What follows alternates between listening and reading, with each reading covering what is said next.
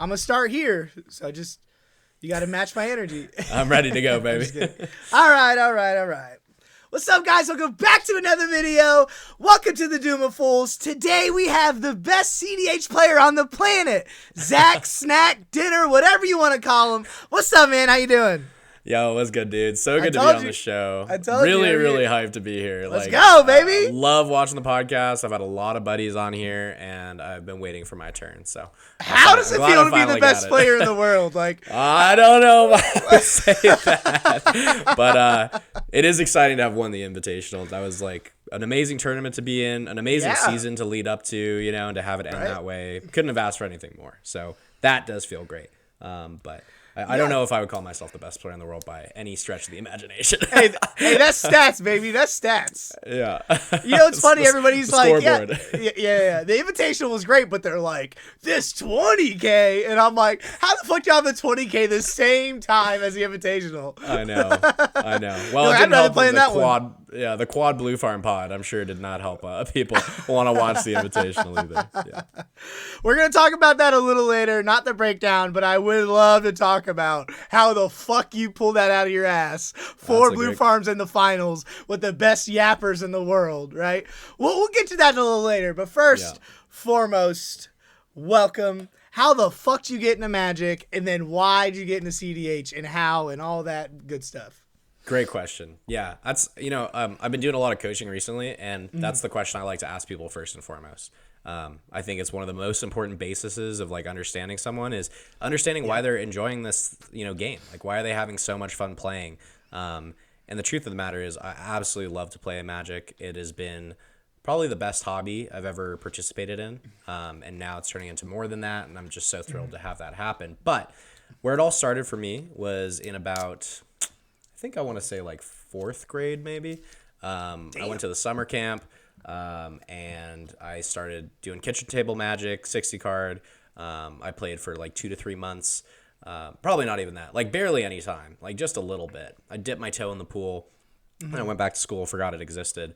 And then college comes around, and in my senior year, I just gave up partying and drinking and got back into it with some freshman year roommates. Found all my cards, got nothing very expensive, sadly, but I got like my Phantasmal image, I remember. Okay. And started playing EDH. I did that for I want to say like a year and a half, maybe 2 years. And then I got into cedh probably about 2 years after that. And have been playing for about that much time. So, the cedh grind has been amazing. It's been something that started in kind of like COVID-ish era, a little after COVID. And it was a lot of online tournaments. That's where a lot of my cedh was played. I was living in the middle of Oregon, nobody around to play with. And I ended up just doing the Mox Masters tournament, and doing the Chaos tournaments. My like very few early cedh was on like Jetmir. I did some Naya win-conless stacks. Cool. That was a fun time. Good times. Fuck you, Bowmaster. Yeah, exactly. Yeah, way before Bowmaster. But Jetmir probably gets hosed by Bowmaster now. I don't even know. And Winota, yeah. Yeah. Orcus just pulls out his little arrow dick. Yeah. Sorry, I hate that stupid creature. But yeah, transitioned into doing some more Esper stuff. Played Tivit, played Malcolm Kedis, and then eventually I got to Blue Farm in the early online days. My first tournament result was a top 4 in like a Mox Masters or a Chaos tournament on Blue Farm. And then slowly I kind of did a little more of that, but I kind of stopped playing for a bit when I moved to California. And in that period, I took a break, and then I got back into it. Started playing at the People with Rockets last season, before this invitational season. I got in probably like halfway through that. And then I just started jamming tournaments all the time, and really getting a great community of people that I got to play with on the regular. And after finding all these people that wanted to play and enjoyed playing, and wanted to do more than just show up on like a Tuesday or a Thursday, but they wanted to talk and chat and like go to tournaments together. That's when I really bought in.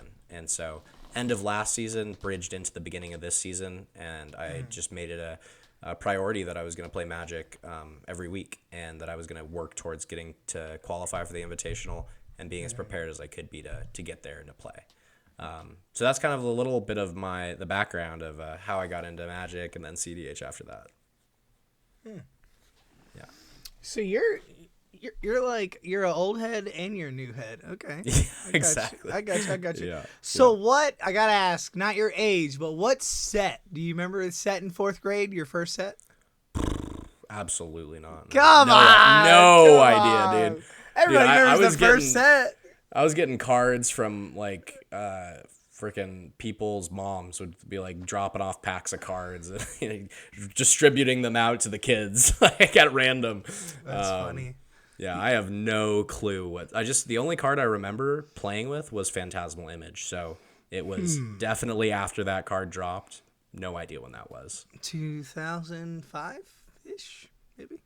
Yeah, all right. This was probably like 2008, maybe 2000. Okay. No idea, dog. Honestly, no idea. I wish I did. I wish I knew. It's all good. It'll come to you. So I kind of want to talk about, like, obviously, like, I like when I get certain people on because then I want to talk about that. Like, the elephant in the room is you won with Blue Farm. I did. Right? I did. Blue Farm's the best deck. Yeah. But what I love about you is our first conversation, I was like, hey, man, I'm on record saying Blue Farm sucks and boring. And you're like, me too. Yeah. I'm right there with you. I know. I can't believe I fucking hate this deck. It's so boring. Yeah. I want to play Rock Thrust, right? So I kind of want to talk to you about, that's kind of this, I don't know, stigma's not the word, but we're kind of talking about a pre-show of, there's kind of something in the air where about 3-4 weeks ago, I posted a Mardu pod with Bad Dog and Hebrew Hercules and the Croach, and Bad Dog was talking about, hey, there's going to be a point where we're going to have these 20, 50, 100Ks, and these stack battles are going to be so crazy, we're going to have to start lying to actually get wins, right? Because me personally, I wouldn't lie. Right, I'm not gonna go against my morals. I'm not gonna lie to win. I'm not gonna whatever.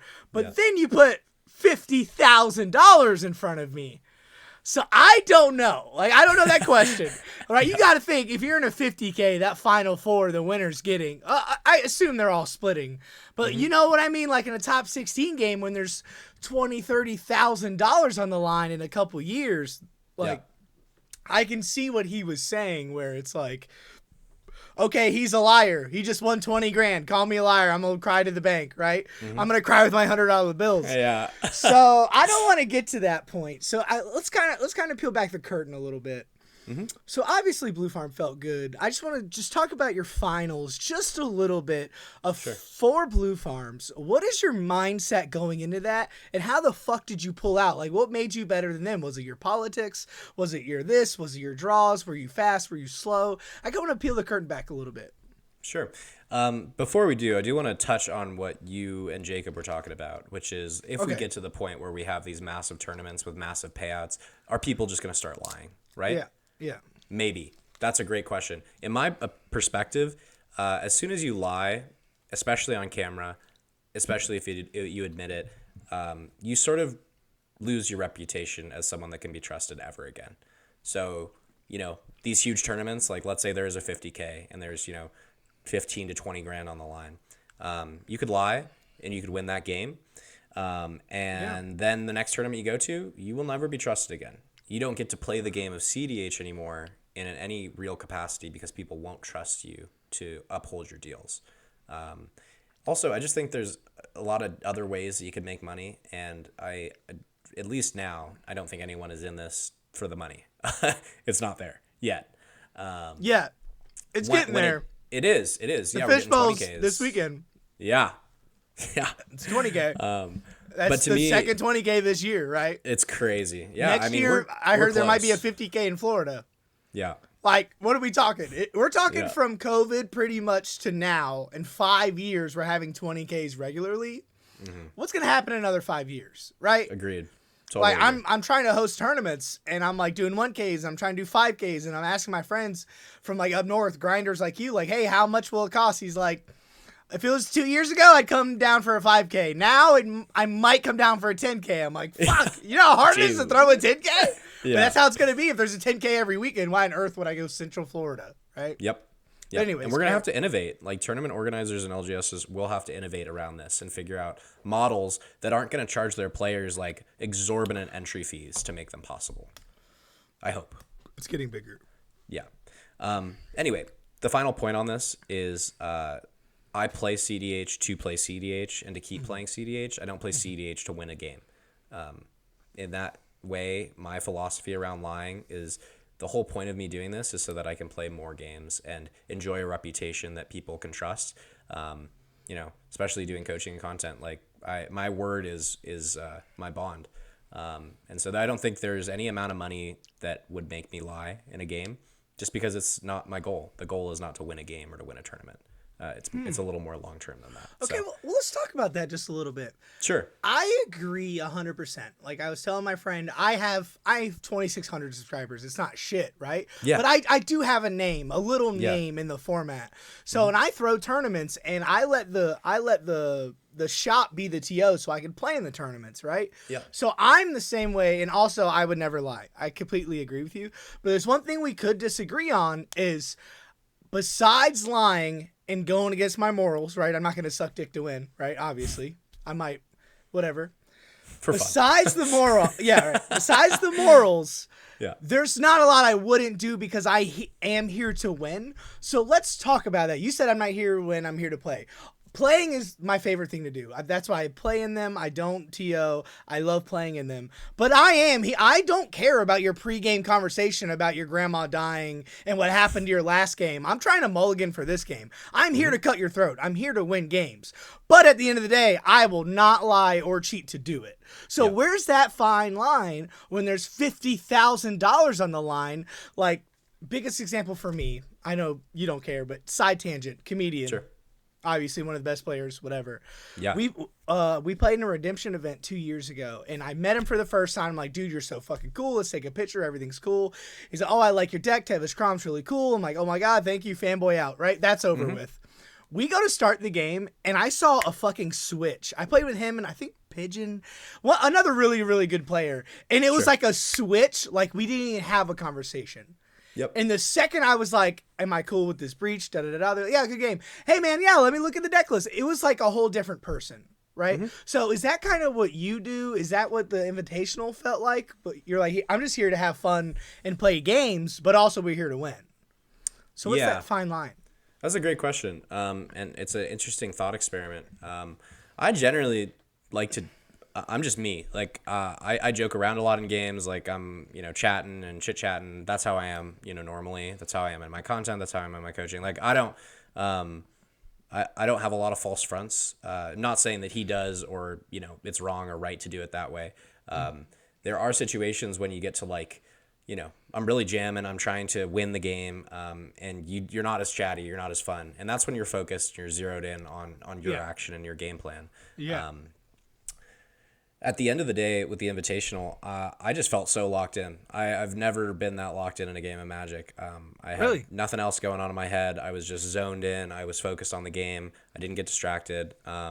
And the pressure just kind of was not there. I didn't feel like, oh, this is, the biggest game of my life, which in retrospect, probably it was, up to this point. You guys split, right? The top four pricing? We did. So after you split and then you play, all that's got to go out the window, right? This is just for bragging rights?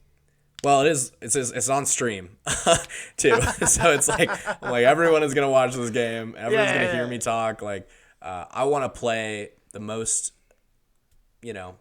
honorable game I can. I want to represent myself well. And I think there was a moment in the game where it was like, there was like a discussion about, Andy's like, oh, if this silence resolves that I had cast, like, you're not going to push. And I was like, yeah, I will not push. And the silence resolves, we go to pass, and I put a flood caller on the stack, and he's like, oh, you're not, I thought you said you weren't going to push. And I'm like, this is not a push. I'm just putting this into play so that I have it to be able to tutor something to deal with Corwin's flood caller. And he's like, well, I thought you said you're not going to cast any spells. And I was like, I'm pretty sure I said I'm not going to push. I didn't say I'm not going to cast any spells. But if that's what you believe to be true, I'm not going to break the nature of this deal just because I think the letter of the deal was different. And, you know, that could be correct or incorrect, but that's how I wanted to play that game, is honorably, and I didn't want people to feel like I had gotten them, you know, like a gotcha. That's not how I want to play Magic at all. And I don't think that that's how I want to win games of Magic. So at the end of the day, I'm trying to win the game. That's why we're all playing cedh. You know, we're not playing casually. We're not playing, you know, frickin' Uno. It's playing to win. It's playing together in a community setting. Yeah. But I think the line is an internal compass, and it's about a set of morals that you have. And for some people, that doesn't include lying. Some people are like, I'm going to win this game no matter what. No holds barred. cedh is about full power, doing whatever the fuck you can to win.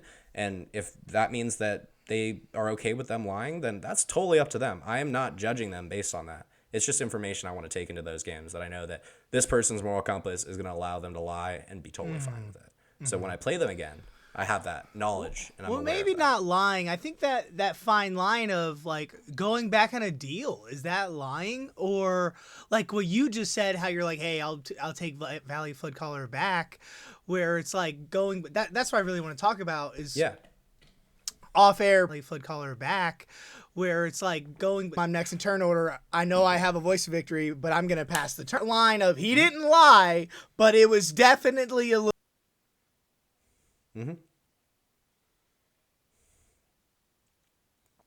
Little shady. Like, where's that? Like, would you ever do that? Is that something you wouldn't like want to do? You wouldn't recommend? Is that, how do you think that is? Deception, I guess.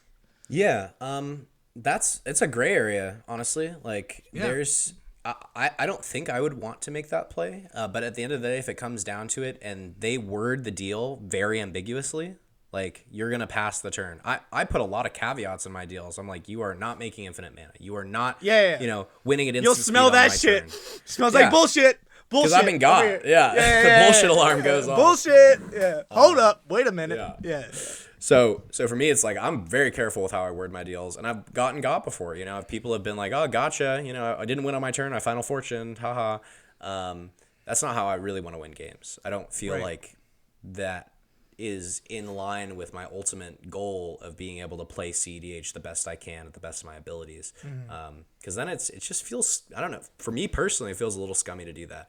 And I would not feel good about winning that way. Other people maybe don't have those sort of moral contradictions or bypasses in themselves, and so they're going to say, I won't do that, right? Well, that's what I'm saying. Like, I'm not saying my brother's scummy for doing it or whatever, but like, say there's $30,000 on the line. I'm okay with accepting I'm not a liar or a cheater. But if some person thinks that was a scummy deal and I have $30,000 in my bank account for it, like, I feel like people that are going to be okay with that. And they're going to feel like they have to do that to win if they keep printing stupid silence effects and blue counter spells and Orcish Bowmasters that for some reason is busted, right? That's where I'm getting at. It is a gray area. And where is the line? How do we draw that line? Because there isn't anything like Commander in Magic, right? A lot of people are like, oh, 60 card does this, and they don't do that, and they don't lie, and that's why people don't like cedh, and we have a bad name. I'm like, it's literally a casual format that us Spikes made competitive, and now we're like, oh, there's no rules for us, whatever. So, two things I want to touch on. I think personally, the only way we're going to see real change is what they're doing with the ban list. If Wizards takes over and goes, hey, we're taking over, cedh is a format, you can't do this, and this. Also, no more proxies because it's a Wizard format, right? So I feel like that's going to hurt the format more than it's going to be better, but I think that's the only thing I can think that would fix this problem that we're really going to have in 3 to 5 years. Do you think there's any way right now we could fix that?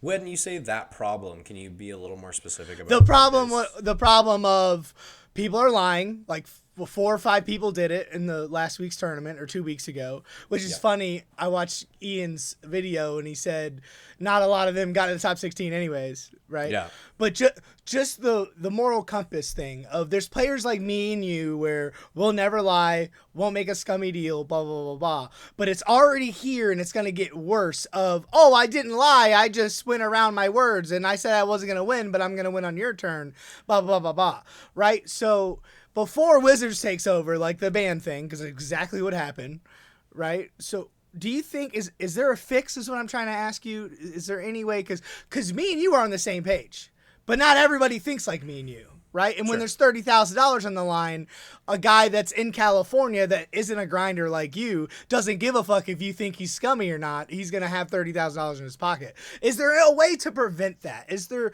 implications or rules in place or anything we could do right now to stop that?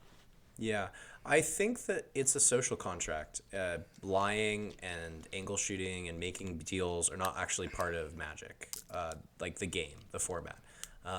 cedh is oftentimes, like, judges will say, like, you know, you should not trust your opponents. They don't have your best interest in mind, right? Like, that's something people say, judges will say at the beginning of most tournaments. So I don't see a Wizards ban or like a card difference necessarily helping out with the lying or the angle shooting problem. When it comes to this gray area of like, oh, you lied, or oh, you misrepresented the truth, there's games that I've done that and I felt bad after, or I didn't even know I was doing it, and someone pointed out to me and they were like, hey, when you said that, like, I thought this is what you meant. And I'm like, oh, I had no idea that that's what you thought I meant. I would not have agreed to the deal had you, clarified that, right? Yeah. And there's so a breach that's a on the learning stack. process. Yeah, it's a learning process for me. I'm not perfect by any means. I've fucked up in games. I've been, I've walked away with a bad taste in my mouth. And the goal for me is not to be perfect. It's just to work on how I approach these deals and try to be closer to who I believe I want to be in this game, which is playing with honor. But in terms of fixing this, it's something that we need to keep having conversations about. Like these sorts of conversations, conversations in person, conversations on Discord or, even on Twitter, for however terrible that platform is and can be. But the more we talk about it and we're like, hey, I don't like when this happens in game. I think Critical EDH did an episode about this where they talked about the cookout because there was a lot of lying there. And there's conversation and discourse that emerges from that. And that allows for people to be like, this is something we as a group think makes sense in the game. Yeah. If you play this way, it's not going to be looked well upon. Or it comes to even stuff like, do you have interaction, yes or no? And if I say no, am I lying to you, or am I bluffing, right? Or do I have interaction that I don't want to tell you about? It's like I said, a very nuanced conversation. So we got to put a face on it as a community. We got to make it a thing that we don't want to happen. And if it happens, we need to put a face on it. Yeah. Like, hey, man, please don't do this, whatever name we want to call it. So kind of what you said earlier, I think it was pre-show where I was talking about my friend has a silence. On every upkeep, are you pushing? Are you winning? Are you winning? I'm going to cast it. Are you winning? You're not winning. He was like, I don't want to say this every fucking upkeep. I don't want to hold this Ranger Captain as someone's forehead. What if somebody just wants to put a win on the stack and now he has to take it off or King makes the next guy, right? The draw meta. How the hell did we get out of this draw meta? You just did the Invitational. It was a draw meta, dog.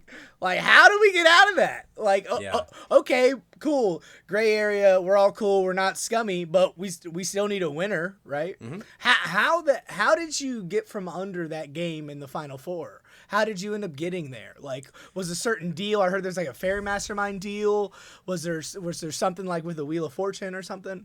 Yeah, so the Fairy Mastermind thing is a super funny thing that everyone is so confused as to how it happened. But essentially, the situation was I had mulled to 3 that game. So I felt like, fuck, I've lost this game. Oh, shit. Before it even started. Yeah. And so everyone develops well. Corwin and Sterling both have turn 1 Esper Sentinels. I think Sterling has an Esper and a Mockingbird, so 2 Esper Sentinels. And then Andy end step on turn 1 casts a Bowmaster, takes out an Esper Sentinel. And he's able to go to his turn, have Timna start swinging in, basically. At this point, I'm like, hey, guys, like, there's a world where we have to block the Bowmaster token with your Espers so that he's not able to just draw cards with Timna and run away with the game. And they're like, I don't know, I don't really want to do that. And I'm like, all right, that's fine. But just know, like, he's accelerating at a pace that none of us are keeping up with. He'll just win the game pretty soon. Yeah, right. And that's basic politics. That's not angle shooting or anything. Yeah. Making suggestions, basically, trying to give my point of view in a way that they can understand it from how I see it. The next turn cycle, we get to a point where I have access to mana to either cast, I think, a Delny or a Fairy Mastermind, and I decide to hold the Fairy Mastermind back because I can either block with it if Andy swings something at me, or I can, draw some cards and try and get back in the game. So Andy goes to combat, he swings, and I flash in the Fairy Mastermind. And he essentially, I'm like, hey guys, I will block with this Fairy Mastermind if you guys block with your Esper Sentinels. And that way we can take him down a peg so he's not just running away with the game. And he counter offers me. Andy says, how about this? I am going to, you let me in, because he has a face breaker at this point too. So he's making treasures, he's drawing cards, like it's bad. And he's like, negative Ghost Rider. Do not let this happen. I love NATO, man, but it's like that guy is a crazy. He's brilliant. Yeah, I would say he's probably the best player in the game. Like he was number one all year by he's definitely fucking huge margin. He's top 3 on for the sure. Leaderboard. Yeah. And he basically makes the deal with me. He's like, hey, let me get in for this 1 damage. Your fairy is gonna trigger. You'll draw a card. I will kill my own Orcish Bowmaster. And that way you don't have to worry about the Bowmaster. I can still get a little bit of advantage here. And I'm like, okay. Well, that's a deal. Yeah. And so they both block with their Esper Sentinels. He gets, I think, in just on me. And he draws a card, my fairy triggers. I draw a card, he shoots his own Bowmaster. And so it's the best of all worlds where he's not getting a ton of advantage. Well, because he wanted to continue advantage. I was gonna kill the Bowmaster with my fairy anyway. So he's like, I get a treasure and another card draw out of this. I see. Okay, yeah, he's way smarter than me. I think this is the situation. I could be wrong. It's been a little while. But it was a whole thing. But to circle back to the question, like, how do we get out of the draw meta, right? Oh yeah. I was asking how you won that game, but yeah. That game was a grind fest. I mean, we grinded for a long time, and then we got to the point where time was getting close. I was in a situation. Yeah, I was in first seed. So if we do go to time, if the game draws like naturally, I win the game because I'm in first seed. Yeah. I did not want to win that way. I was committed to trying to win the game as much as I could, taking game actions, not stalling, like, pushing the pace of the game and winning the game. Well, you should correctly. Be doing. Yeah, exactly. But we get to the point where we are in my turn. I cast a Bowmaster, and Corwin has a Flood Caller and like 2 Rhystic Studies at this point, and he just decides now is the time to go. Huge stack war develops. Everyone uses all their interaction. I'm able to get off a Final Fortune at some point in this, and the stack resolves in a way that I'm able to cast a Voice of Victory, cast a Grand Abolisher, go to my Final Fortune turn and win with like 2 or 3 minutes left on the clock before regulation. Wow. Part of that is because the time was getting close and the stack was forced at that moment. But that game could have gone fucking 11 hours, Like, we can't have that happening either. God, no. Shit, fuck no. Hell no. Yeah. I love that that's one thing the whole community. Yeah, not that. Thousands of players were like, yeah, fuck that. That's the only thing we've ever all agreed on. Like, you know what? Yeah, let's never do that again. And ban Rhystic Study. That too. Yeah. I actually do want to talk about that too later. Yeah, of course. I think the bigger thing is I don't have the answers. I don't know how to stop the draw meta. I don't know how to stop lying and angle shooting. I don't know if we should ban Rhystic Study. I think we should.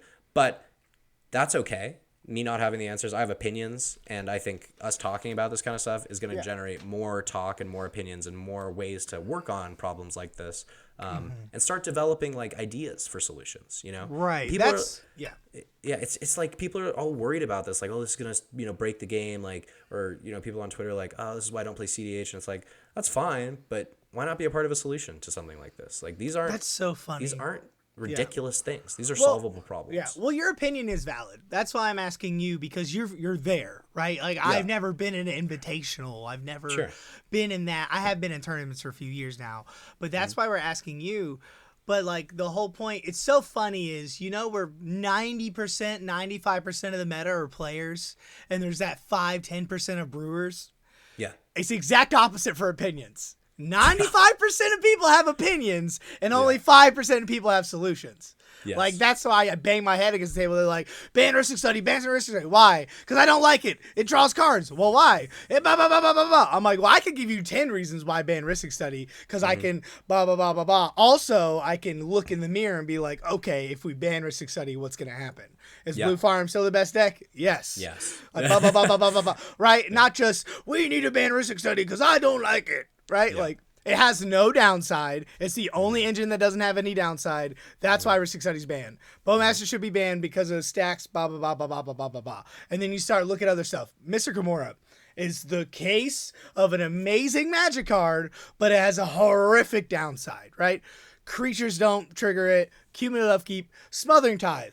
4 mana. How many times have you cast your Smothering Tithe and someone just wins the next turn and you're like, damn, I shouldn't have tapped out for Smothering Tithe, right? Yeah. Like there's downsides to that, right? So that's why I'm more of the camp of ban Tymna, but that's a whole, I'm going to do a whole PowerPoint on that, right? But then you ban Tymna, and then Rog and Thrasios are the best thing to do. Then you've banned Tymna, Thrasios, then Rog, then it's a fast meta.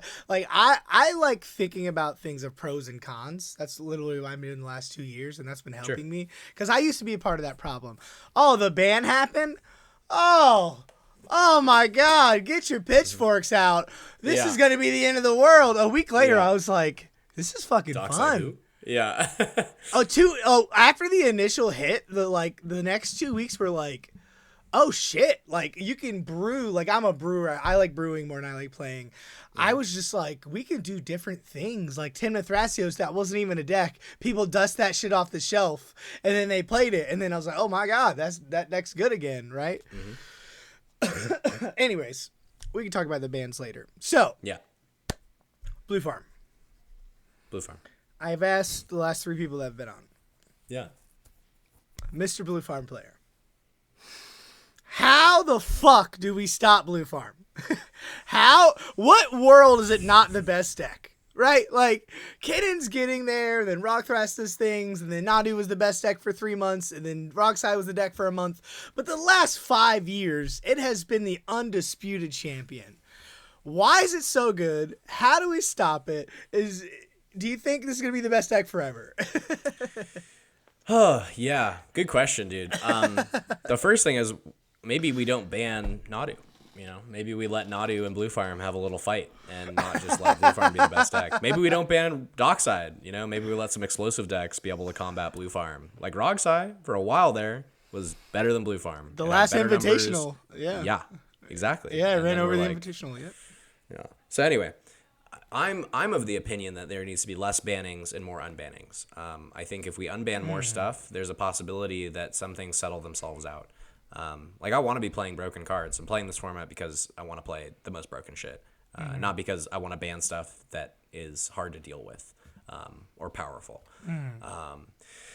Stopping Blue Farm, in my opinion, is really just about looking at the other viable strategies. Rog Thras is a great example of a deck that popped up out of fucking nowhere and was like, I can be a top tier deck. Nadu, same exact thing. Kinnan, same exact thing. The downside with all these decks is that they have bad matchups. And Blue Farm, in my opinion, has no bad matchups. There's matchups that are better. I think it has one bad matchup. Okay. What is it? Stacks. Winota reeked on fucking Blue Farm. Blue Farm couldn't stand to see a fucking Winota deck, right? And then they printed Bowmasters. And then Blue Farm's like, thanks. So buy stacks, see you later. But again, that was 2 years ago, right? Yeah.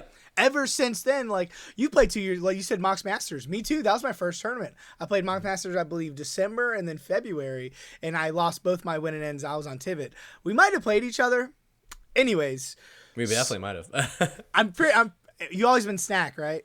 Yeah. I'm like I have a decent memory, I'm fairly sure. But that was 2 years ago. But that was like Winota was a top 5 deck and Blue Farm was still the best deck. But I felt like with the Dockside and the pre-ban, wasn't it closer? Right? I thought it was close. Yeah. Like even before Kinnan was like a top deck. Like Rocco was a top 10 deck. Winota, this is before cedh. What was the other? I'm trying to think of the other tops. Rockside was a top deck. There's another one I can't think Thrasios, of. Bruce Thras. Thrasios, Bruce.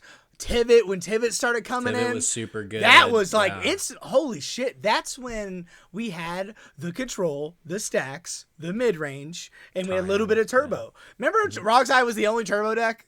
Yeah. That was the only turbo deck. Like, it's crazy. Yep. And then Time wreaked havoc, won 2 months in a row with 2 different pilots, right? Like, that's when the meta... I'm not going to say it was better, because Dockside Mana Crypt obviously busted cards, but I felt like it was more balanced. Now I feel like we're way off the rails. So let's kind of talk about the banning, unbanning. So I feel like they just unbanned, right? three. We'll ignore Nadu. 3 powerhouses in this format, and they unbanned a good card and other unplayable cards. So I agree with you a little bit, but I do still think we haven't been focused on yet. I don't think this is like the perfect ban list. I definitely still think there could be cards that we should look at least to ban. Right? Like, I definitely think there's a few cards that were mistakes, like Dockside, Ristic, Orcish, blah, blah, blah, blah. But I definitely think we should get looked at. Nope, we're only unbanning cards. I feel like it should be a thing where, you know how when they banned, was it last February, they wrote in the blog, hey, we're looking at this card, this card, this card, this card. This is why we're looking at this card. This is why like, I think unbanning a primetime could be cool. Yeah, right? Agreed. But, like, I don't think we're perfect. Like, the card pool is perfect. Like, there's obviously problems, right? What is the point of banning a card? I'll just ask you simply, like, super concisely, what's the point of banning a card? So here's the other problem I was just about to say, right? Besides the last banning, this is a casual format. This is Commander, right? So they're banning and unbanning for Commander. And then the whole Dockside thing was a whole deal, right? So when you do that, now it becomes, okay, cool. Like, they print cards for Commander, and then sometimes we get a cedh card, right? Yep. So if we truly want them to ban and unban for cedh, wouldn't we have to be our own format, right? So Ristic Study, right? Ristic Study is a broken magic card. There's no downside. Commander players, it's just a Ristic Study. Who cares? Because that guy draws cards. It doesn't matter unless he's a spike. This is precon. Who cares that he's drawing a bunch of cards? There's no really big combos, right? But in cedh, it's like, oh my God, get that shit card out of here. So I feel like there's a big difference. So if you're trying to balance Commander to cedh, we're talking about 2 different formats. You ever bring your cedh deck to a Commander pod? You ever bring your casual deck to a cedh pod? It's like English, Japanese. That's what I'm saying. So when you ask the question, why ban a card? Well, casual players ban it when it's toxic, right? Like Braids, like that crazy, the blue card where bounce every permanent or whatever it was, like 6 mana bounce everything. Whatever that card is. No, it's a blue. No, it bounces everything. I don't know. I don't play casual. I've never played casual. No, it's a ban card. Okay. But that's what I'm saying. It was banned because of casual. It's like 6 or 8 mana, I think, upheaval or something, where it's like bounce everything. So what sucks is, what was I saying? Fuck. cedh versus casual banning. Sorry, it's Monday. Why we're banning cards. It's Monday. Yeah. So like Braids, them unbanning Braids was completely fine. Like you could breed Braids back. It's only banned because it's unfun. There's plenty of unfun cards in cedh. Drannith, who the fuck wants to play against a Drannith? But we don't care. So now them installing the brackets. So now what they could do is go, hey, we're going to ban this for bracket 1 through 4, but not ban it for bracket 5. We can unban this for 1 through 4, not for, you know what I'm saying? I feel like they could do something like that. I feel like Prime Time could easily come in cedh, and let's see what it does. Prime Time and Casual is a broken card. Like, it's just not a fun card to play against because it's crazy. But in cedh, we're going to clone it. We're going to do this. We already have a land deck. Where the fuck did Gaia's Cradle come from? I feel like Gaia's Cradle's a new card. You know what I'm saying? Black. 12 months ago, Gaia's Cradle was a really, really good card. It was one of the best cards in Tymna Thrasios. And then now it's one of the best cards in the cedh. Right? So I feel like So when you look at it, okay, is Prime Time better than Gaia's Cradle? Is Prime Time better than Ristic Study? Is Prime Time... So once you start asking that question, no, it's not. So then you could bring cards. But casual players aren't going to want to see a Prime Time. Right? We don't want a Ristic Study, but they don't care for it. So if they do that, that's where... So let's kind of talk about it. Is there a card you would unban right now? All of them. We don't want to play that format. I don't know, dude. Have you seen NBL gameplay, bro? Yeah, I hear you. Turn Order Simulator, we don't want that at all. As a wrong side player, we don't want it. The problem is Time Vault, right? Like, that's the most problematic ban card. Black Lotus. Okay, so Black Lotus, Time Vault. The Power 9. That's like insanely. I'd say you can't touch the Power 9. Like, you got to keep that off forever. So all the Moxen. Right. And Time Vault. But also, like, what's the one where target player draws 3 cards? Ancestral Recall. Think about it, right?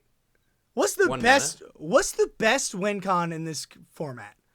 Like 2 blue Unreal mana. Bridge. Well, that Yeah. you need Thassa's setup. Oracle for sure. Yeah. You need setup for that. Just I have Yeah. 3 mana. I win the game with no setup.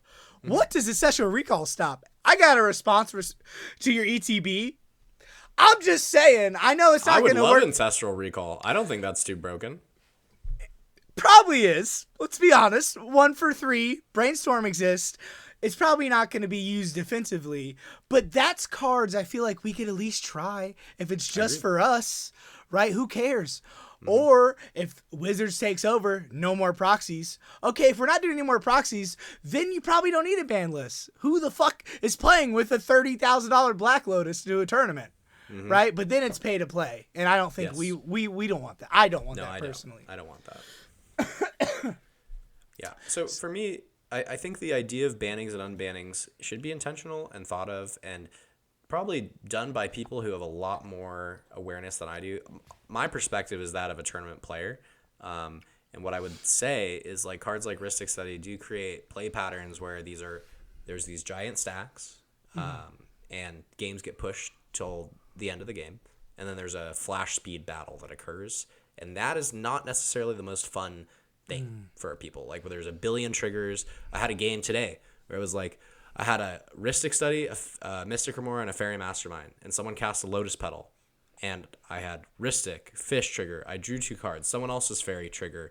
They drew from my drawing 2 cards. My Fairy triggered. I draw from them drawing their 2 cards. It's just like all these triggers, all the things that get added into it can make an unfun play experience. And then I'll respond to, I play with Freedom Waffle. I'll respond to your draw trigger on the stack. I'm going to do this. I'm respond to your draw trigger. So it's like, oh god, it gets extremely that's complex. why VV's broken. Like I played Control VV, and I couldn't wait for somebody to respond to what I'm doing. Because after you resolve a curiosity, you have 20 counter spells in your hand, and you're like, cool. Can you please cast something so I can draw more cards because I have counter spells in my hand? Darn, I have all these triggers now. Rats, right? Yeah.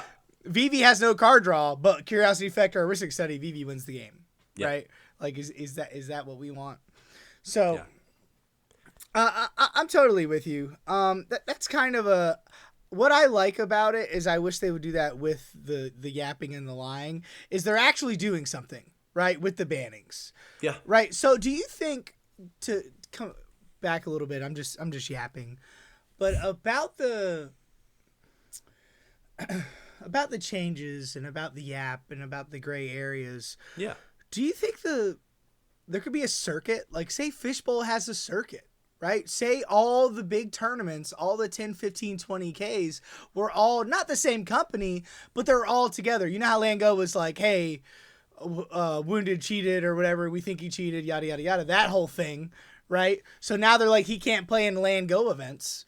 Yeah. Right? So do we think if 3 or 4, what's Excalibur,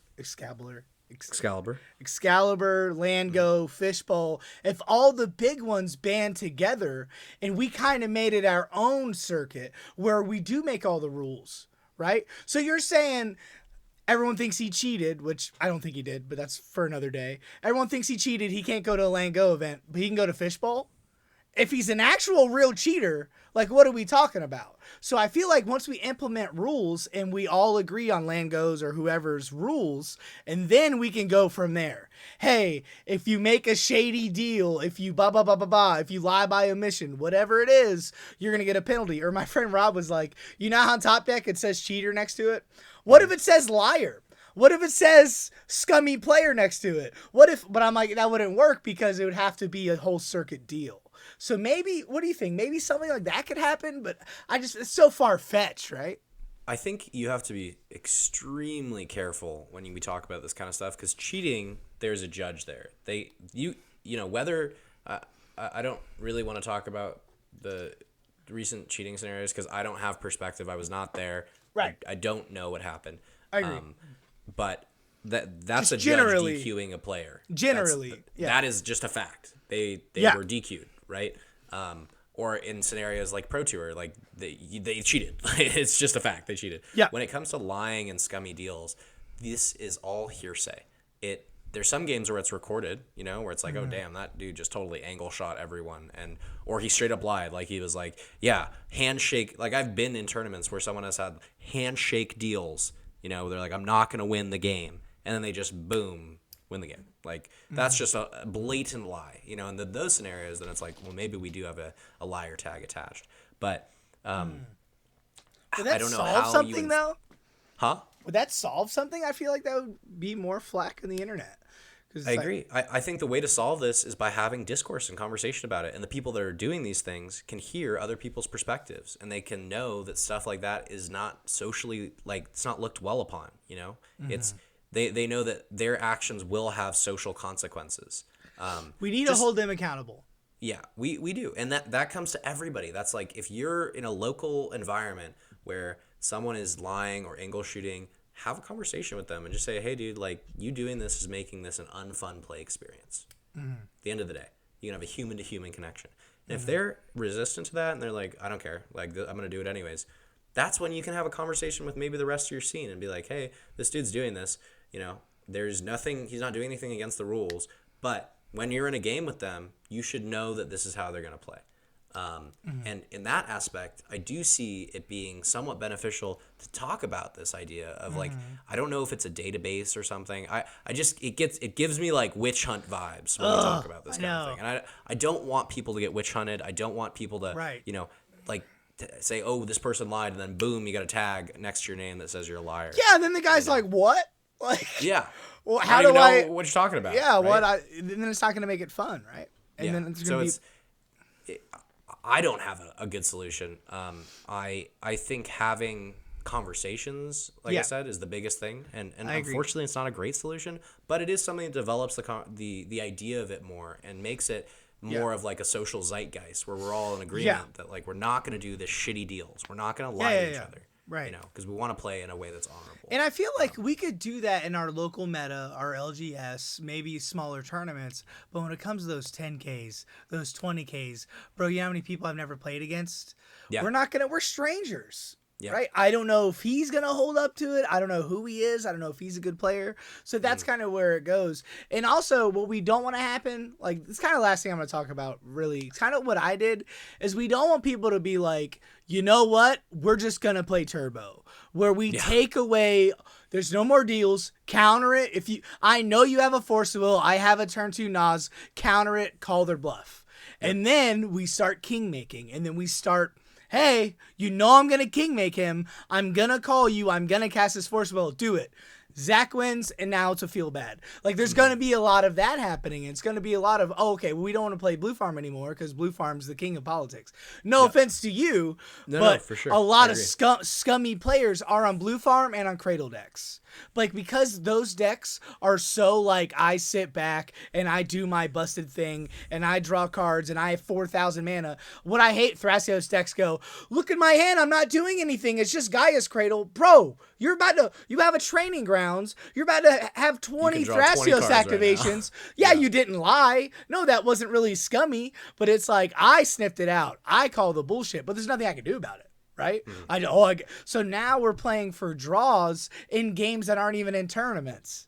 Like, I don't want that. I only want to draw for in a tournament. I don't want to practice draws. Okay, I guess if there's a timer, we're practicing for tournaments. But now it's to the point, like, for my local meta, unless we get shit going, I don't want to play anymore because it's just comes so... Like, every Tuesday we play, last Tuesday, for 10 minutes, my brother and this other guy argued. For 10 minutes. Oh, I didn't say it resolved. It did resolve. And they start raising their voices and blah, blah, blah, blah. And I'm like, bro, what are we doing? We're about to play hacky sack. We're going to get some food. Let's go to Hooters and get some chicken wings. We're arguing about this stupid cardboard game. We're not even in a tournament. I don't want to get to that toxicity. But I do agree, and if anybody's listening to this, I want them to take it from you, is let's talk about it. If it's a feel bad and it happens in the tournament, pull them to the side. Hey, man, sorry for getting angry. Sorry for saying you're a liar. Sorry for blah, blah, blah, blah, blah. How can we go about it? But also there's going to be those people that are like, yeah, I'm a piece of shit. I don't care. I'll take my money now. Like, yeah. And what you do in those scenarios, like, let's say you're in a scenario where you're in a game where someone blatantly lies. Like, that's the easiest, like, way to talk about this, and there's other ways to go. I'm not going to win. Let the Grand Abolisher resolve. Okay. Underwear I'm going to win. And then you're like, underwear breach on the stack. So how do you not fight? How do you not get pissed? Yeah. Well, good. That's when you're saying, okay, I'm first of all going to be like, so you lied. And they're going to say either yes or no there. They're going to be like, oh, yeah, blah, blah, blah. Yeah. Sometimes they'll be like, no, I didn't. Like, you misunderstood what I was saying. The other people at the table, you have 3. It's a 3 versus 1 at that point. Like, you could be either right or wrong. Let's say that they do lie. They say, yeah, I lied. That's how I play the game. The only thing you can do is just be honest with them and be like, hey, you can do that. It's part of the rules. I do want you to know that I will be talking to the people I know and just letting them know that you lied in our game. And the other 2 people in the game are probably also going to be telling their friends the same thing. And that will spread. It's not meant to demonize you or to witch hunt you. It's just so that other people have this information so that when they play with you, they're not caught in this scenario like we were. But you and I both know this format. Yeah, but we know this format. He's going to get demonized. He's going to go on Twitter. Discords are going to hate him out, just like Wounded Satellite, just like somebody they don't like, just like Bad Dog. They're going to be like, you're a liar, and your mother's a whore, and you shouldn't play Magic anymore. It's like, bro, I lied in a tournament. Like, get off me, right? I'm not a fucking witch, right? So that's what I'm saying is you respectfully can do that, and it sounds good. But the heat of a moment, you're going to be like, fuck you, bro. Your mom's... No, I'm just kidding. But you're going to be like, yeah, I'm going to tell. I know the best players in the world. I'm telling all them that you're a scumbag liar. I'm not going to say scumbag, of course. Respectfully, you're a liar. So now Ian's going to go on, talk to 20,000 people, be like, yeah, guys, I lost my Final Four because Zach's a liar. Now they're going to go on Twitter. I can't believe we play this format anymore. CDH is for cheating. Blah, blah, blah. It's not going to be positive. I promise you. Especially not at first, right? It's not going to be like, oh, he made a mistake, let's forgive him. No, it's... Remember that Temujin guy? I heard he was a great guy, but he cheated. So now he can't do anything, even though he's a good player. He can't do anything anymore because he's a cheater, right? So it's... But it's like, I don't have a better solution other than to respectfully in-game just be like, hey, I don't believe that, you should be playing this way. And since we are in a social format... I have to let the people I know who might play you that you're probably going to lie in game with them. Yeah. And for some people like that have platforms, they might tell their whole follower base, and I think it's about how you frame that message. Like how I said it is like, this is not meant to witch hunt you. This is not meant to demonize you. I just want people to have accurate information. I don't believe in how you played, but at the end of the day, you didn't break the rules. You didn't cheat. So you have the prerogative to do that. Right. And I think, for people like us who do have platforms, it's important when we talk about this kind of thing to make it clear that this is not a bad person. This is not someone that should be fucking like hunted down and told that they're a shitty person. They made a decision in a game that we're all choosing to play for fun, and that people should have information about the decision they made and the way they play. It's not it's not like this you lied bad person thing. It's this person might lie in games. Be aware of that. Right. The other thing that I do want to touch on that's super important and that I think is something we should be aware of is Logan Doan of Critical EDH talked about the situation where you just shouldn't put yourself in situations where getting lied to is going to lose you the game. Don't let yourself be put in that scenario. It's easy to say that, but yeah. But just if you go silence and he goes, take the silence off the stack, I'm not winning, save it for Roxai. Okay, that's a good deal. Cool. And then he wins.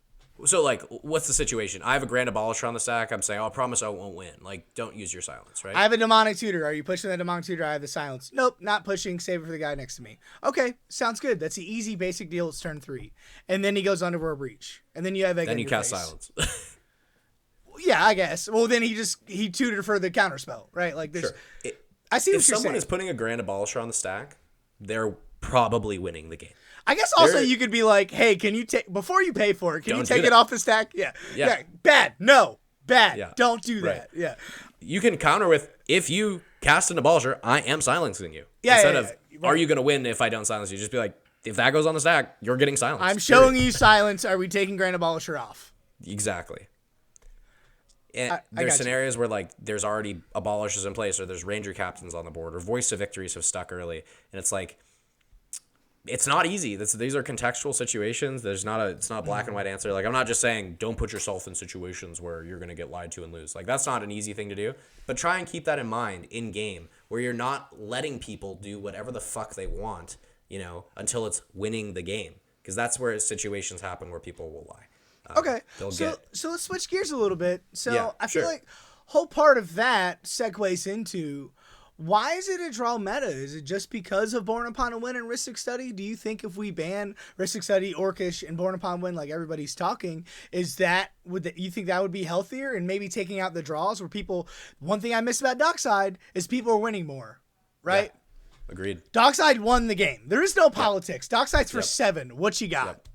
Right? Agreed. So is that where we're at? Is to fix this, let's not ban Thoracle, let's not ban Breach, let's ban the toxic cards and just put more wins on the stack. But then I think we're going to go more to turbo meta, right?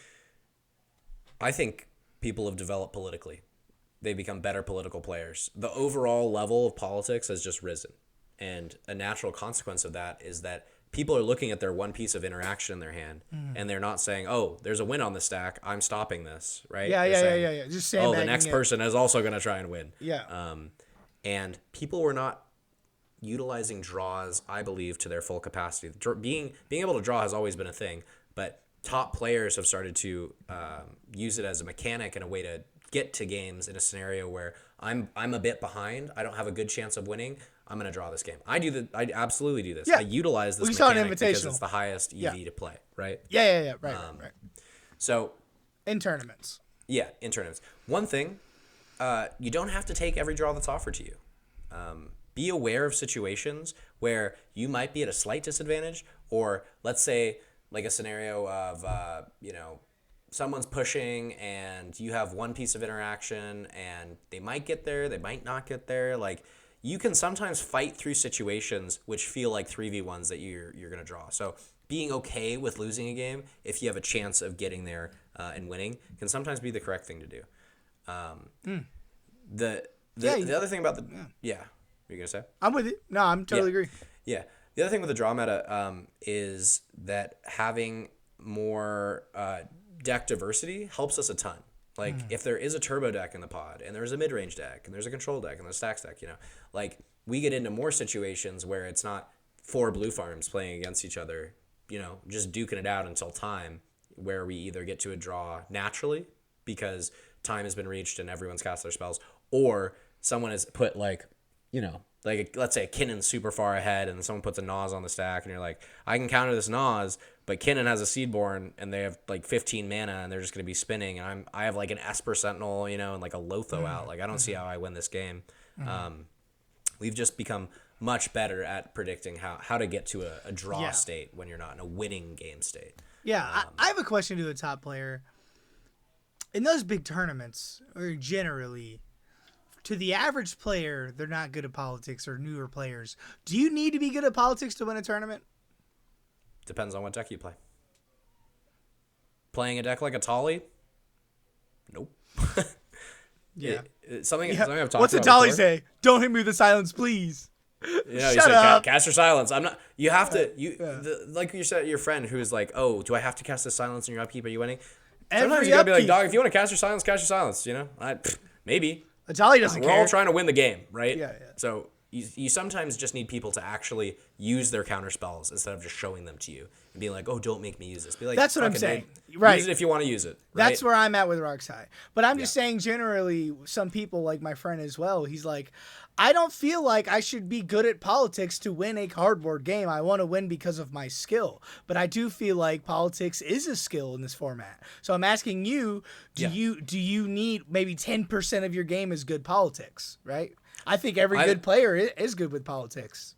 I think my game is pretty reliant on good politics. I'm good at playing like Freedom mid-range. Waffle. He has a deck built around I'm drawing cards with mana and I'm politicking my ass off. But there could be like newer players.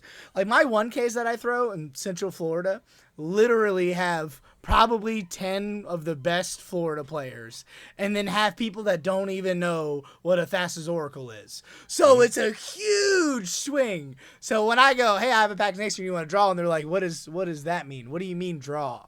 But then there's games, the next round is like the most intense game I've ever played before. Like I played with some hitters down here. So it's just so funny. But so you think, well, say someone's not outgoing, right? Like, I'm outgoing, you're outgoing, Ian's outgoing, Freedom Waffle, blah, blah, blah, blah. But, like, say, hey, I'm not outgoing at all, so they only can play Turbo decks then? They can only play a Tali? Like, what if he wants to play Blue Farm, and he just doesn't talk that much? Is that he's gonna have to? Is that a rock and a hard place? Is he gonna have to cross to bear? No. And I think I was a little blunt when I said that, and I was kind of joking. I think you can play whatever deck you want, and you should play as it fits your personality. Some people are not super talkative people, but they're really smart, and they want to, speak when it's really key, but not yap the whole game. And I think you absolutely can play that way. One of the a player who I haven't gotten to play with, but who I've heard a lot about, his name is Tino. He's from the UK. He's won the UK championship and then another big tournament on Kinnan. Mm-hmm. And from what I've heard, he's not a huge yapper. He kind of does his own thing. I think Max P said he kind of just fades into the background. You forget he's there. Really? So there's people that are having great success without yapping their butts off the whole game. Again, I don't know him. I don't know if that's completely true, but that's just from my understanding. And there's really good players I play with who are not yapping the whole game. They're talking when it's absolutely necessary, but they're backing their talking up with really strong fundamental play patterns. They're able to see where games are going, how they're going, and then usually with yapping, it's just to influence people to do what you think is the correct thing. And at the end of the day, all four of us have our own personal ideas about what the correct thing is, and it's going to be what is going to help us win the game. So if you're just kind of doing your own thing, you're not talking the whole time, there's a lot of people that are actually going to like that more than someone who's talking their ear off the whole fucking game. It can be annoying. Yeah, I definitely agree. But it's funny if you look at other games like Among Us or Texas Hold'em, poker, those lying is a part of the game. And I don't think that's where we want to go. We don't want to be is he bluffing? Yeah. Right? Because this is more of a social contract we have with ourselves. You need to have conversation. I mean, actually, I am planning to do a tournament where I have my mouth duct taped shut and I only respond with pass priority and hold priority. But I'm gonna play Rogside for that. I'm not gonna say how the fuck is Blue Farm gonna do that? But how do you I guess hold priority? I guess you point to your cards. No, you just put a spell on the stack, Just I'm just curious to see if it'll work. That's gonna be weird, bro. It's gonna be super. I think it's gonna be kind of a joke, but I think it'll be funny content. A big tournament or just like a LGS no, like a 60-person tournament. Okay, I was gonna say I don't know, bro, but it not could like be a not like. But what if all four people do that? Who knows? We're just letting spells then we can do interaction based draws. You right? Yeah. There's no more of that, and that's a big part of tournaments. So yeah, it's a joke more than it is serious. But I think what I was trying to say about this is you need to have conversation in game. That's just part of the format. You do need to talk about certain things, but you don't need to talk that much. At the end of the day, you can just put your spells on the stack. I hate a yap fest. Yeah. That's why I don't play Kefka. I played 3 games of Kefka, and it's what do you got? Do you got this? Are you going to discard that? Are we going to counter it? We're going to let Kefka. What if someone clones Kefka? What if somebody... I'm like, Jesus Christ, can I cast my fucking commander, please? Right. Fuck that. God, it was just so annoying. I can't handle the yap. So you have to find that fine line of yapping. Right. Look at Kellen. Look at Tim Nadargo, dude. In the primer, he says, do not play this deck if you just want to politic. This deck is about playing the game. And he's massively successful with that. I play with him twice a week, and he's so funny. He's hilarious. I fucking love him. Someone goes silence. He goes, okay, silence, pass. Yeah. Cool. He's going to punt games for that, but it's been working. He's a great player. Yeah. And so I would say look at the people who are doing it successfully on non-mainstream decks. I want to play other decks. And the thing is, I don't hate playing Blue Farm. That's a little bit of a hyperbole. Sometimes it can be a little boring. Let's talk about it. I would love to talk about that because I actually just jumped ship, not to Blue Farm, to Rogside. Mm-hmm. So, okay, deck's boring. Whatever. You can concede it's boring. Winning's not boring, guys. Winning the Invitational, I promise you, was not boring a little bit. Right? Yeah. Pretty fucking cool. I want to hang out with this guy now. You just put your channel on the map. That wasn't boring. So what's the difference? So, okay, just a little bit about me. I'm the Tevish guy, right? Please, yeah. I played every Tevish deck. Tevish Grom's my main deck. Jewel Lotus Bands killed that deck. So then I played this deck, then I played that deck, then I played this deck. Ooh, Green Goblin. Went 0-4 my own tournament, Green Goblin. Fuck, because I'm a Grixis player at heart. All right, cool. Sleeve up Kefka.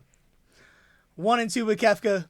All right, what am I doing? Right? I have Najeela, Creature Tribal, and Theta Adele, and Semi-Blue, and all these crazy decks.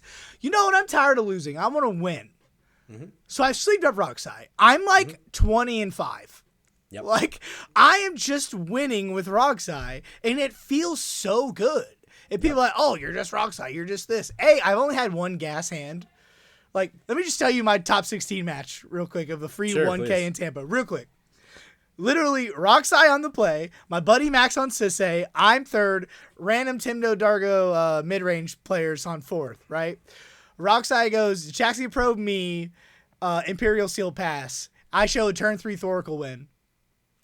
I go, rip a Ragavan, land Ragavan. He goes, Necropotence for 20, pass.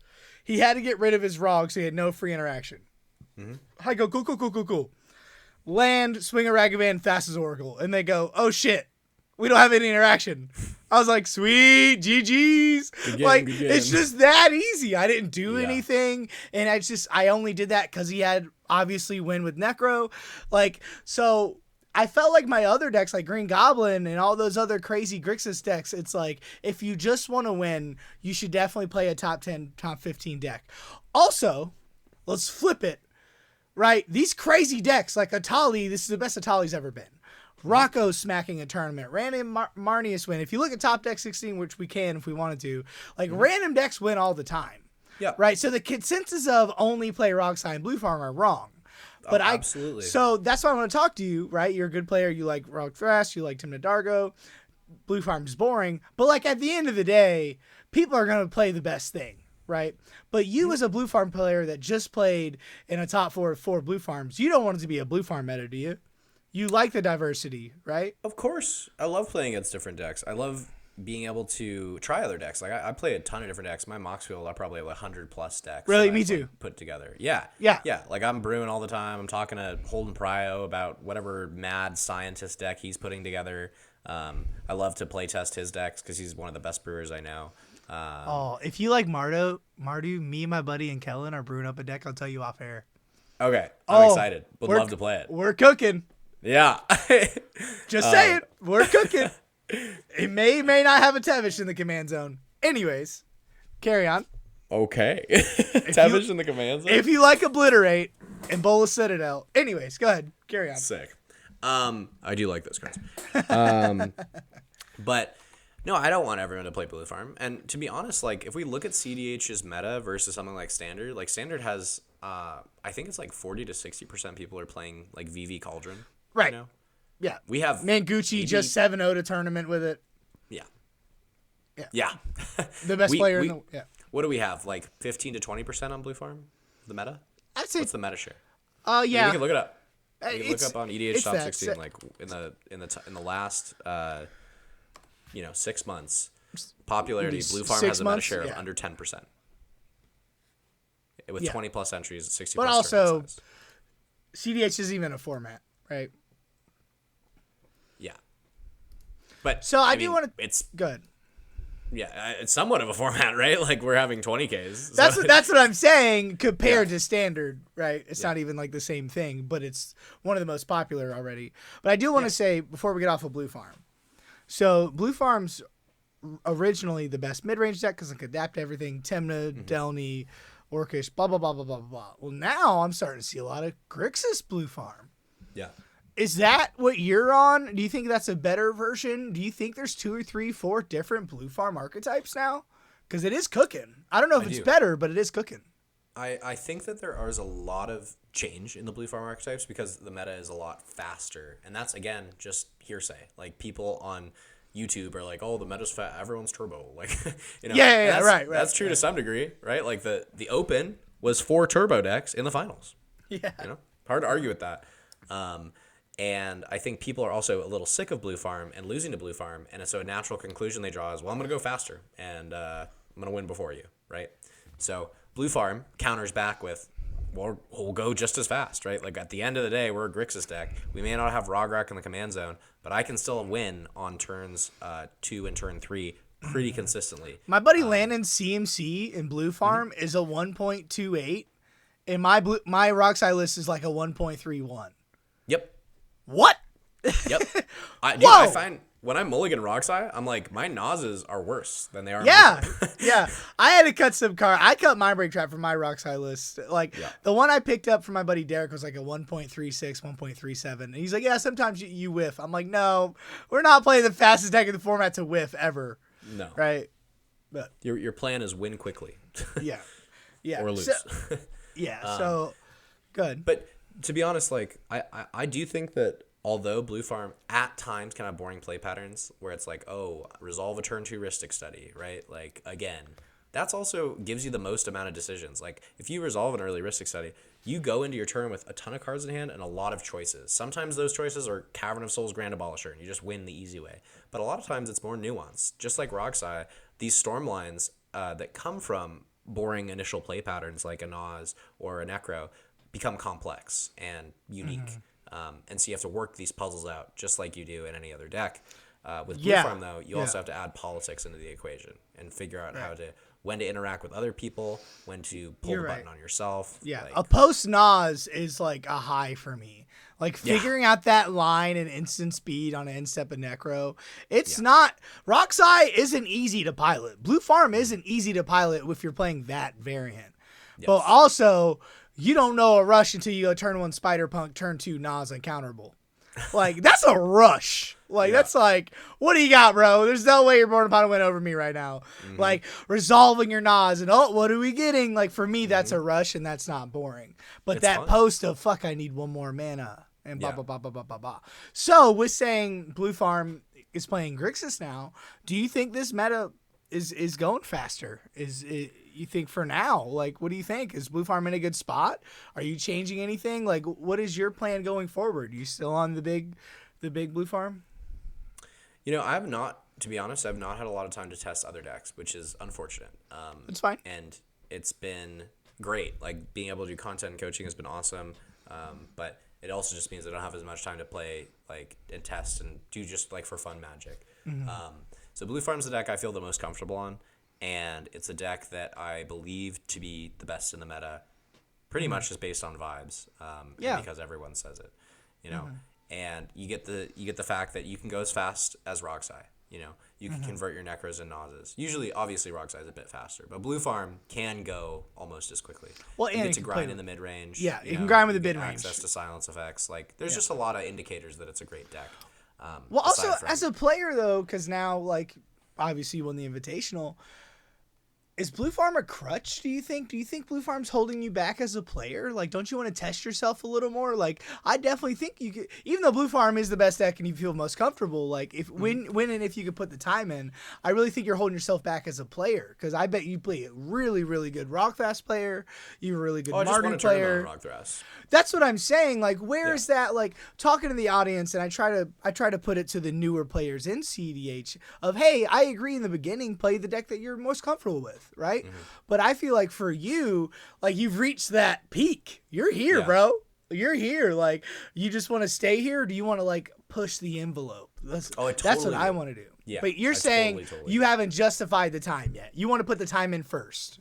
I would love to build and try new decks. Like, I would love to do that. It's really just like proxying them up, putting them together, playing them in a league. Like, this just all takes time, you know? I got you. We're only, 2 months from the Invitational? Yeah, just over 2 months. I think August, September, October, so just been busy, to be honest. And at Fishbowl, I scrubbed out last year super badly on Kitten, and I'd like to do better this year. It feels bad. I get it. Are you going to Fishbowl? Huh? Are you going to Fishbowl? Absolutely. I will be there. I'm so jealous. Are you going to Fishbowl? Bitch, I wish. I live in Florida with 5 kids, dog. What are you talking about? What, I'm going to bring them in my suitcases?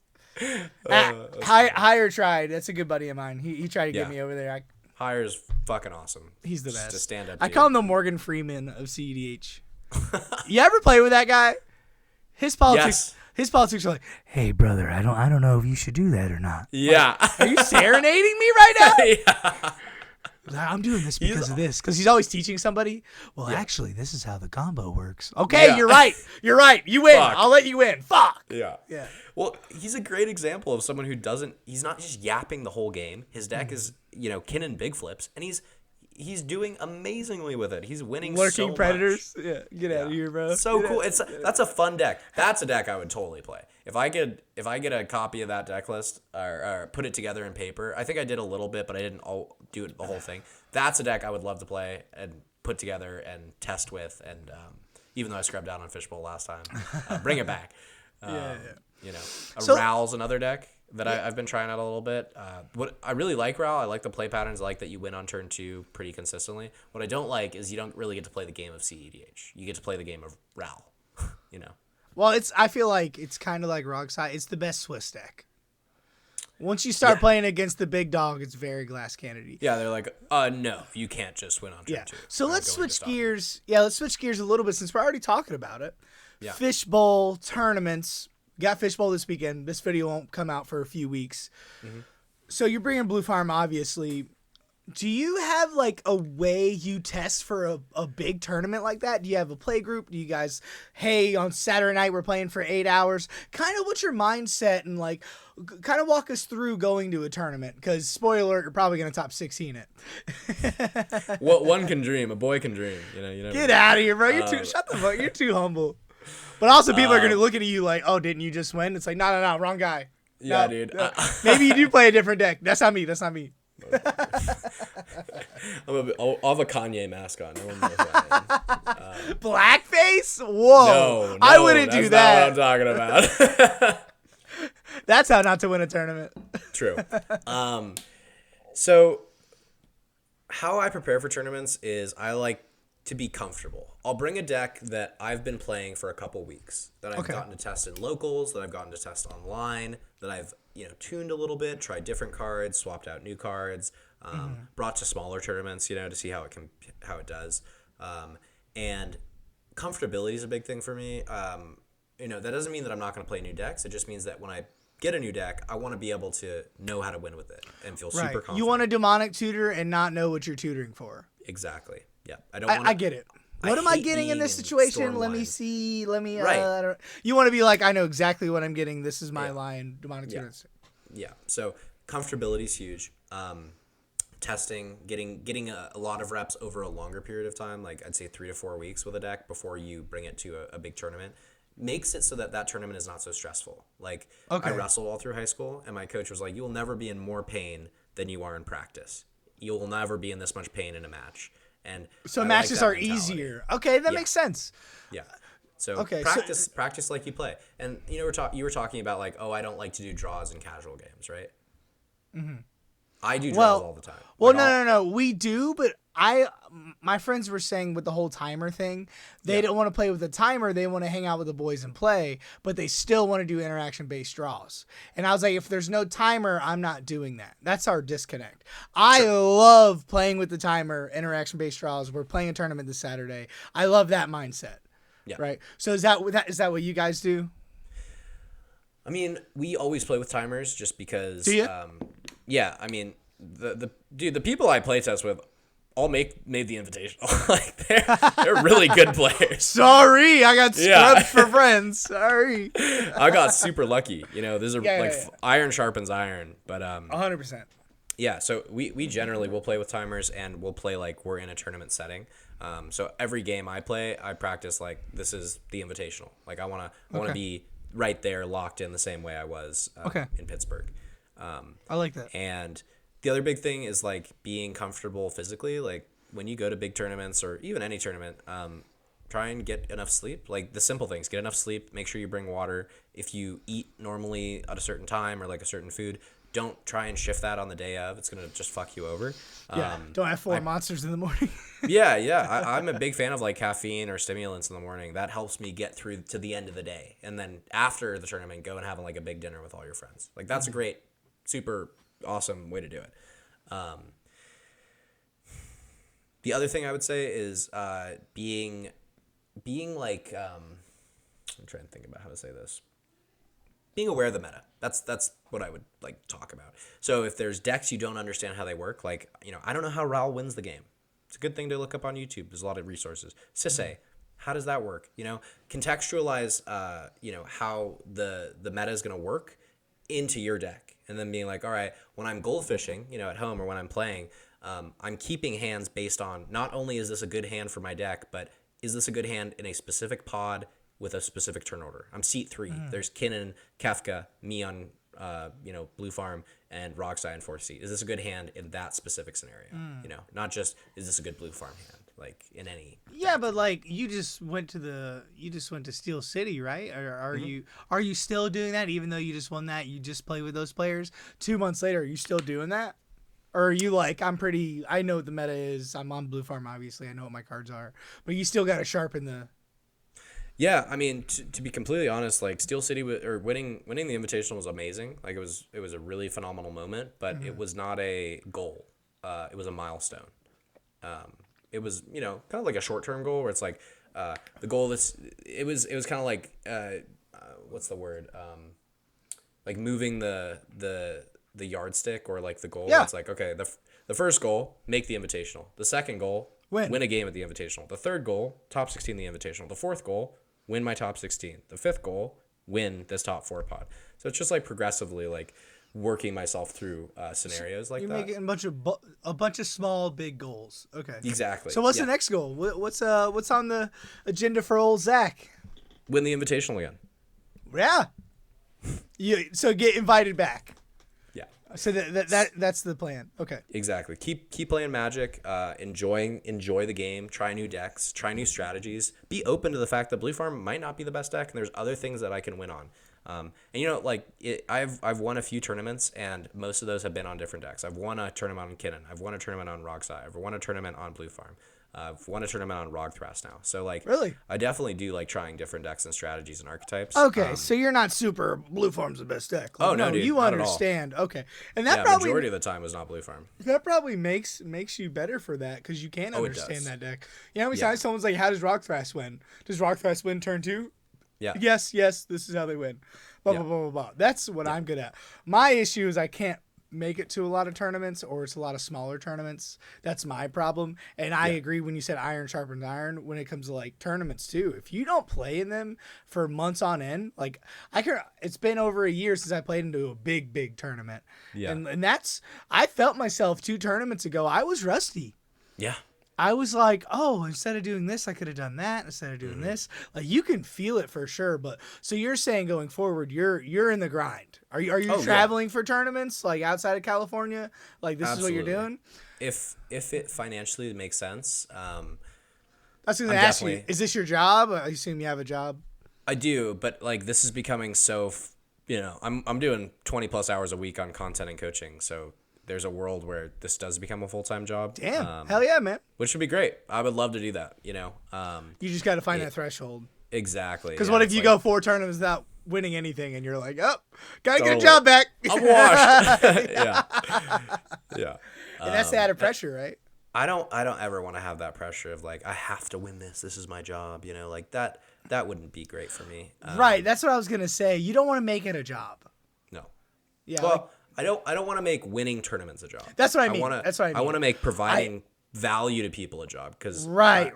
That sounds great. That's not results based. You don't want to be like, oh, I'm sick, but I have to go to this tournament because I have rent coming up. Fuck that. You don't want that. You want to be like, let's fucking go win a tournament. Yeah. Let's go have fun. Because I want to, because I'm enjoying myself. Yeah, it's a blast. There's nothing like it. Like, people don't understand. Like, I'm a big WWE fan, and I tell people all the time, it's nothing like going to that event. It's like a concert of your favorite person. It's bigger than a football game. Being in that environment and playing Magic for 8-9 hours, and you forget about the real world. And then you're like... So, like, I'll go to the shop, right, for 6 hours, and I'll come home, and I'll be on Arena, I'll be on Moxville. My wife goes, you just played Magic for 6 hours. I could play for another 10. Like, what are you talking about? I can literally all day play Magic, like, all day. Like, like, you don't get, maybe not tournaments. Like, at the end of a tournament day, you're like, oof, right? But it's like, with friends and stuff. Yeah. I'll start at 8 a.m. and go till midnight and do it again the next day. Like, right. It's such an awesome thing to be able to have where you can just love the game that much and enjoy playing. And that's really where I'm at. Like, That's so cool. I don't ever feel like I'm tournament grinding. All right, I just feel like I'm enjoying myself. Okay, I feel the same way. Yeah. I don't feel like, oh, this Saturday I have to get up at 8 and I have to host this tournament and I got to do this. No, yeah, no. I'm excited. But yeah. I've gotten probably 10 people in the game of cedh in the last 3-4 months that genuinely enjoy it, and that's why I play. I'm not gonna make cedh the biggest thing ever, but I've actually made a local meta in Leesburg, Florida, and you don't even know what a Leesburg, Florida is, right? But there's 30 to 40 players that every month or every other month play in this 1K because of me, because I started it, not because of me, but because you help facilitate that. But I'm I'm the face to do, and if I take nothing from it or if I make nothing, like I'm okay with that. Yeah, you know what I'm saying. But anyways. Going forward, we're a big fan. You got to promise us here, because it's recorded forever. If you win the fishbowl, bitch, you're coming back. Because right now it's 4 days before the fishbowl. Yeah, we have to. Well, obviously, you have your own shit. Maybe you come on my podcast. But you got to. You don't need my fucking dumb ass. Hey, let me tell you how I won on my channel, bitch. I'll just listen. Tell me more. Yeah, tell me more. No, but now I'm super down, dude. Was there anything else? I know we're just chit chatting and hate liars and cheaters and stuff. Was there anything else? Like maybe you wanted to share a little bit with someone watching this that maybe they're like, hey, we want to take this next step, right? Yeah. The biggest thing is like, first of all, I really enjoy the Critical EDH League. That's where I play a lot of my online games. I'm more than happy to play with anyone on there if they're interested. But being able to play with good players online is a great first step to kind of getting that top high level gameplay. So just shout them out because I really enjoy their content and I enjoy playing games there. The next thing is feel free to watch my content if you think it's interesting. I'm happy to chat about this game. I want to provide a unique perspective. I don't think I'm right. I don't think I'm more right than anyone else. Right. You're humble. Yeah. I'm going to put all your stuff down below. I appreciate it. Yeah. Yeah. All your stuff's going down here. Yeah. But it's just been a blast to do the content stuff and to be able to share this and to highlight things that, I would like to watch. So the reason I'm doing content is because I don't think there's that many channels that are talking about the, theory behind cedh. Yeah. And it's emerging. Yeah. But strategy and tactics are coming up. That's kind of what I'm doing. I'm kind of hitting it from a different angle. That's exactly what I see. And now I'm starting to do gameplay, so I got to get you on. That's awesome. And also, I got to ask one of my buddies, patron, but I don't make any money from it. He asked me to ask you, have you ever gotten mad in a cedh game? Every video of you is laughing your ass off and then go, ha ha ha ha, necropotence, cool, win, cool. And they're like, is this guy like ever mad? Does anything ever get to you in a game? Do you ever get frustrated? Yeah. No way, bro. Dude, I've been angry in games. It's no way. There's no proof. My anger stems usually in games when people just like don't listen to me at all. Like they just don't acknowledge that I'm talking to them. And I'm like, we're human beings. Like, hey, chair. Hi, chair. You gonna counter the spell, chair? Yeah, I hate those guys. Yeah. Let's let the spells do the talking. We're dying. We're dead. Yeah. Agreed. It's like we could have talked before this, but now I just had this interaction where I was like, "Hey, cedh has win on board, guys. I got to resolve this breach to resolve this windfall. I won't win though." And they're like, "Well, what's your intentions with the windfall?" It's a fucking windfall. I don't know. I don't. How far are you gonna push? I have no idea. I'm not gonna win. But then I was like, you know what? Taking off the stack. Let's just say win because I was getting frustrated. Yeah. I was like, and I get frustrated, dude. I totally do. I know. But at the end of the day, I just like to remind myself that it's a game. And we're all having fun. And if we're not having fun, it's probably on me. It's not on other people. It's my reaction to what they're doing. So even I definitely get mad. Yeah. Even at the highest tables, though, like it's still fun. I feel like it's just a bunch of sweaty no-lifers, bro. That's when it's the Don't most even fun. Look at me.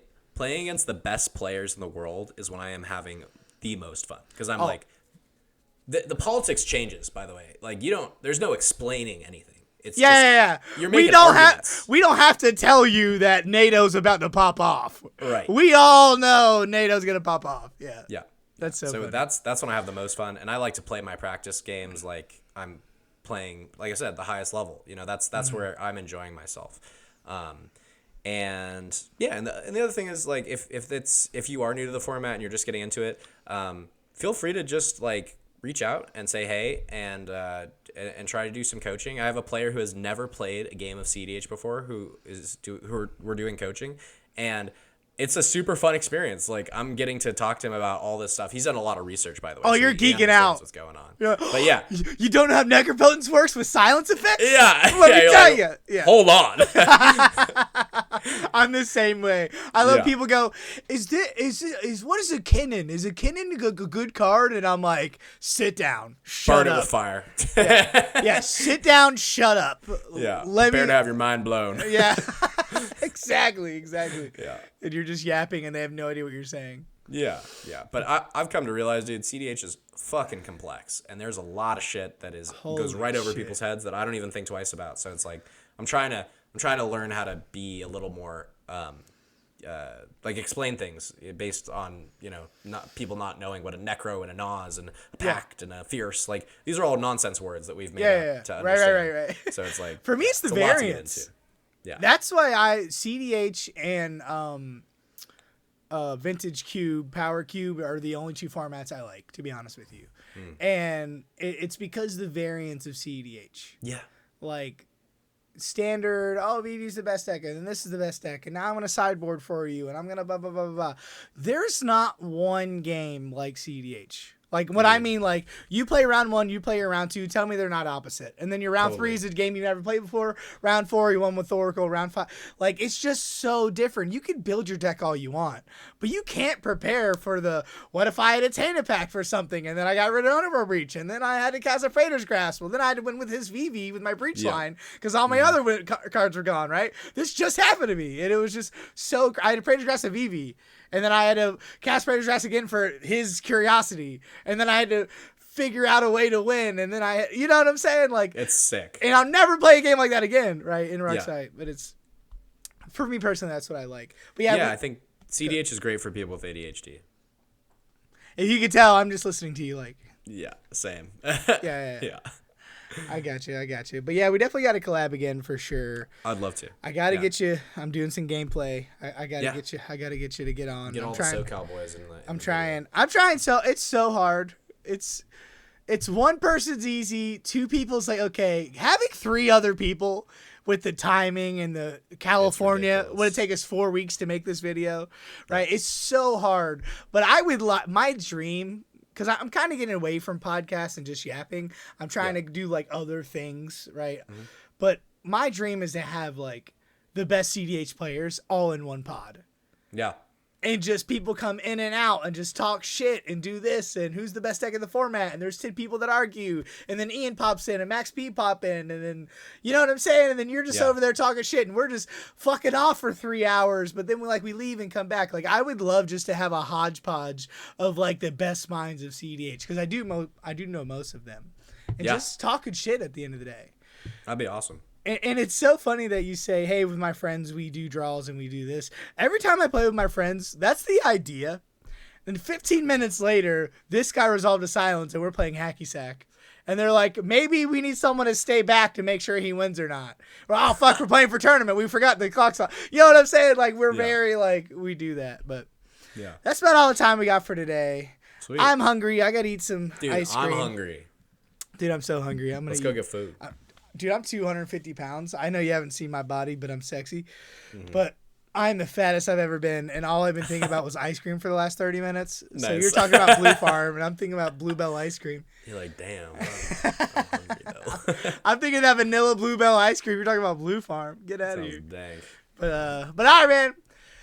That's the Doom of Fools. That's Snack. All the stuff's down here. He's going to be back on. He's going to win the fishbowl real quick. We're going to talk about it. I'll probably do a breakdown so we could do like a guest. We could do a, hey, come in real quick. Mm-hmm. But hit me up if you need anything. I'll hit you up in a couple weeks, let you know when the pod comes out. I definitely want to do a gameplay video. We're going to have the battle of the content creators, right? Sweet. We're going to do that. But all right, guys, we're out. Peace. Peace.